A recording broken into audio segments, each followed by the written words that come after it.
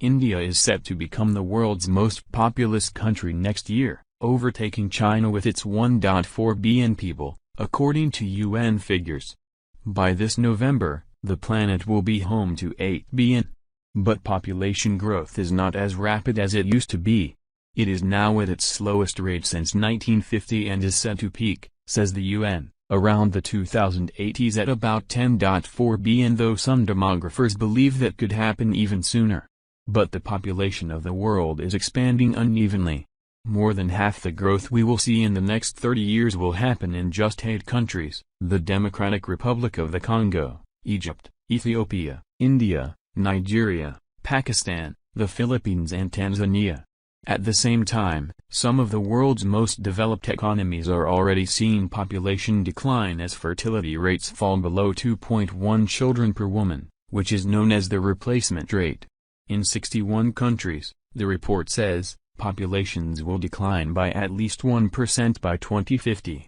With one of the lowest fertility rates in the world, at 1.15 children per woman, China has announced that its population is due to start declining next year, much earlier than previously thought. That is despite the country abandoning its one-child policy in 2016 and introducing incentives for couples to have 2 or more children. As India's population continues to grow, it will almost certainly overtake China as the country with the biggest population in the world. Fertility rates are falling globally, even in many of the countries where the population is expanding. That is because, as previous generations expand, there are more people having children, even if individually those people are having fewer children than their parents did. Growth is also largely thanks to developments in medicine and science, which mean that more children are surviving into adulthood and more adults into old age. That pattern is likely to continue, which means that by 2050 the global average life expectancy will be around 77.2 years.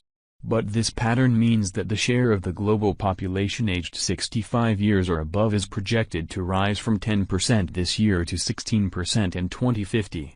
Again, the distribution will be unequal, with some countries, in East Asia and Western Europe, already seeing more extremes in aging.